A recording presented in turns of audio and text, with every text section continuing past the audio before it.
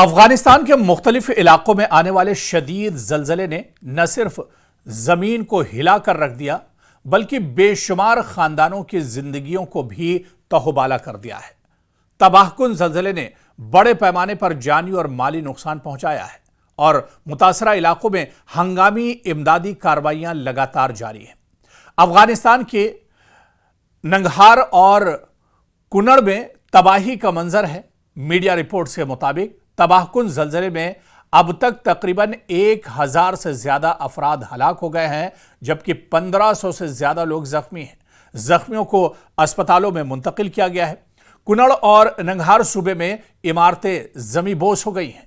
कुनड़ सूबे में नूरगुल, सूकी, वटपुर, मानोगी और चप्पा दर्रा ये अजला सबसे ज्यादा मुतासिर हुए हैं। यानी ये वो इलाके हैं जहां पर जलजले का सबसे ज्यादा असर हुआ है या जलजले ने सबसे ज्यादा तबाही मचाई है।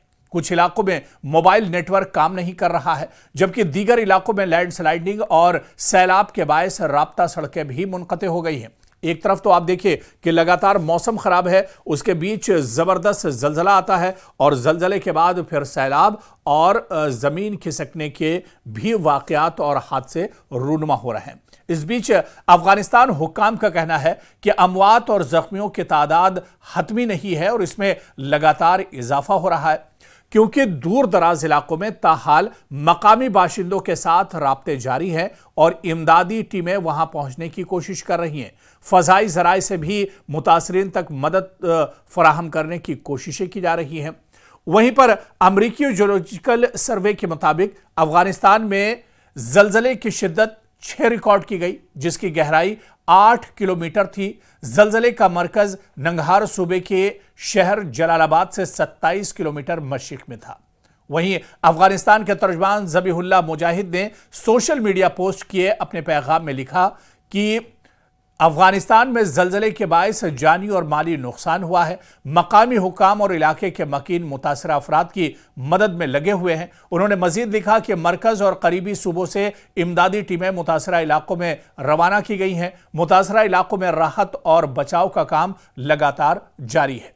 तो अफगानिस्तान में जलजले के बाद हालात काफी ज्यादा खराब हो गए हैं और आप देखिए कि अफगानिस्तान में दरअसल जहां पर जलजला आया वहां पर तो कई इलाके और कई जिलों में इसका असर हुआ है और बहुत बड़े पैमाने पर जानी और माली नुकसान हुआ है। अब तक 1000 से ज्यादा लोग अफगानिस्तान के जलजले में लुक़्मा अजल बन चुके हैं, इनकी मौत हो चुकी है, हलाक हो चुके हैं और जख्मियों की तादाद भी एक बड़ी तादाद है जिनका फौरी तौर पर इलाज किया जा रहा है। दरअसल अफगानिस्तान जहां पर इंफ्रास्ट्रक्चर की बहुत ज्यादा कमी है और ये इलाका जहां पर जिन अजला में जलजला आया है ये इलाके दूर दराज के इलाके हैं, क्योंकि अफगानिस्तान एक पहाड़ी मुल्क है और ये पहाड़ी मुल्क होने की वजह से यहां पर रास्ते बहुत दुश्वारकुन हैं, रास्ते बहुत अच्छे नहीं हैं। इंफ्रास्ट्रक्चर के अफगानिस्तान में अभी भी बहुत ज्यादा कमी है और इसी वजह से जिन इलाकों में जलजला आया है वहां पर राहत और बचाव की टीमों को पहुंचना, वहां पर रेस्क्यू ऑपरेशन शुरू करना, वहां पर इमदादी टीमों का पहुंचना एक तरह से बहुत दुश्वार है। बहुत लंबा इंतजार करना पड़ा मुतासरीन को, तब उनके पास जाकर मदद पहुंची है और इंफ्रास्ट्रक्चर न होने की वजह से भी काफी ज्यादा दुश्वारियां अफगानिस्तान में पेश आ रही हैं। हालांकि इंसानी बुनियाद पर हिंदुस्तान ने सबसे पहले अफगानिस्तान में मदद के लिए हाथ बढ़ाया। वज़ीर आज़म नरेंद्र मोदी ने भी और इसके अलावा फॉरेन मिनिस्टर एस जयशंकर ने भी अफगानिस्तान से राब्ता किया और जो मदद भारत की तरफ से हो सकती थी वो मदद अफगानिस्तान को पहुंचाई गई है।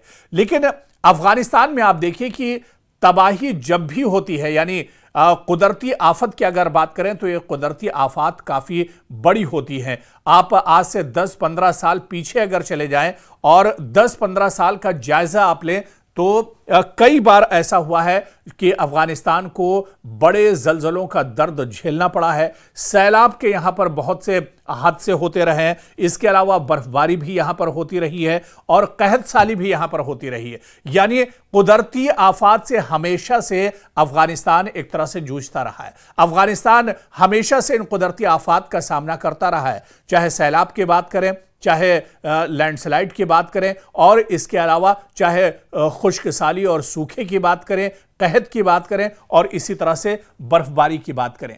लेकिन पिछले कुछ सालों में अगर आप उठाकर देखिए तो डेटा यह बताता है कि पिछले कुछ सालों में अफगानिस्तान में इस तरह के भयानक ज़लज़ले कई बार आ चुके हैं जिनमें हजारों लोगों की जान चली गई और बड़े पैमाने पर जानी नुकसान हुआ है। और इस बार का जो ज़लज़ला और अर्थक्वेक है उसने भी अफगानिस्तान को बहुत बड़े पैमाने पर जानी और माली नुकसान पहुंचाया है। अफगानिस्तान क्योंकि अभी पूरे तरह से तालिबान हुकूमत के कदम यहां पर नहीं जमे हैं, या ये कहा जाए कि अफगानिस्तान के अंदर अभी भी डेवलपमेंट की चीजें लगातार चल रही हैं। अभी अफगानिस्तान के अंदर रोड और रास्ते एक तरह से सही नहीं है, बुनियादी सहूलियात का यहां पर फुकदान है, बल्कि बाज इलाके तो ऐसे हैं जहां पर पीने तक के पानी की भी किल्लत अफगानिस्तान में है। और ऐसे में इंफ्रास्ट्रक्चर न होना और इस बीच इतना बड़ा कुदरती आफत का सामना होना, ऐसे में कहीं ना कहीं अफगानिस्तान और वहां की सरकार की कमर एक बार फिर से टूट गई है। अक़वाम मुत्तहिदा ने भी इस पर तशवीश जाहिर की है। अक़वाम मुत्तहिदा ने बाकायदा दुनिया के कई ममालिक से यह अपील की है कि अफगानिस्तान में मदद के लिए हाथ एक तरह से आगे बढ़ाएं। तो इंफ्रास्ट्रक्चर की कमी हमेशा अफगानिस्तान के आड़े हाथों आती है। हालांकि तालिबान हुकूमत के बाद तेजी से अफगानिस्तान बदल रहा है, तेजी से अफगानिस्तान में हालात बदल रहे हैं, तेजी से अफगानिस्तान में डेवलपमेंट और तरक्की हो रही है।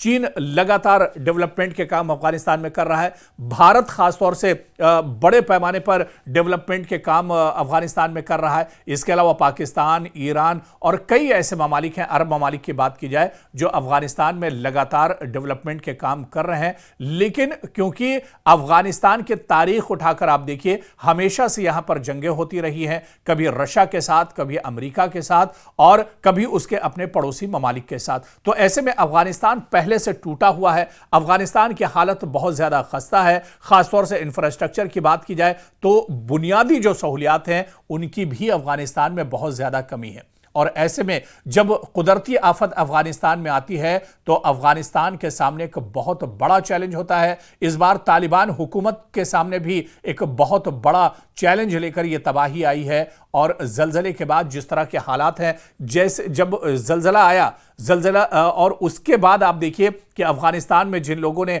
आईनी शाहिदीन के मुताबिक कि खेतों में लाशें एक तरह से पड़ी हुई थी, घर पूरी तरह से नेस्तो नाबूद हो गए थे, फसलें पूरी तरह से तबाह बर्बाद हो गई थी, लोग अपने घरों से चीखते और शोर मचाते हुए सड़कों पर निकल आए थे। तो तबाही बहुत ज्यादा है और अफगानिस्तान को इस तबाही से उभरने में एक बार फिर लंबा वक्त लगेगा। और दुनिया के जो ममालिक हैं, यह जो इंसानियत जिन ममालिक में है और इंसानियत के नाते ये ममालिक अब अफगानिस्तान के लिए कहीं ना कहीं मदद के जो हाथ हैं वो एक तरह से आगे बढ़ा रहे हैं। और इनमें कहीं ना कहीं भारत पेश है, क्योंकि अफगानिस्तान भारत का पड़ोसी मुल्क है। और जब अफगानिस्तान में तालिबान की हुकूमत आई उसके बाद से ही भारत और अफगानिस्तान की सरकार के दरमियान आप देखिए कि रिश्तों में मजबूती आई है और रिश्ते रोज बरोज एक तरह से मजबूत हो रहे हैं। और इस मुसीबत की घड़ी में भी भारत ने अफगानिस्तान के लिए सबसे पहले हाथ आगे बढ़ाया है ताकि अफगानिस्तान में जो मुतासरीन हैं उनकी मदद की जा सके, सरकार के हाथ को मजबूत किया जा सके। क्योंकि अफगानिस्तान की सरकार के सामने बहुत बड़ा चैलेंज है। अभी पूरी तरह से तालिबान की हुकूमत मजबूती भी इसमें नहीं आई थी कि इस बीच एक बार फिर से कुदरती आफत का सामना करना पड़ा है। पिछले 2-3 सालों का ही अगर आप डेटा उठाकर देख लिए तो इस तरह की तबाही कई बार अफगानिस्तान में आ चुकी है। और हमेशा मौसम की तबाही और इसके अलावा कुदरती आफत के चलते अफगानिस्तान को बहुत बड़ा नुकसान होता रहा है। एक तो जंगों के दौर से निकलने के बाद अब कुदरती आफात का सामना अफगानिस्तान को है। और ऐसे में अफगानिस्तान के लोगों के सामने, अफगानिस्तान की सरकार के सामने, तालिबान के सामने एक बहुत बड़ा चैलेंज है। और आने वाले दिनों में इस चैलेंज से अफगान हुकूमत किस तरह से निपटती है, किस तरह से अफगानिस्तान के हालात सुधरते हैं, किस तरह से अफगानिस्तान के लोगों की जो जिंदगी है वो पटरी पर लौटती है, ये देखना भी अहम होगा।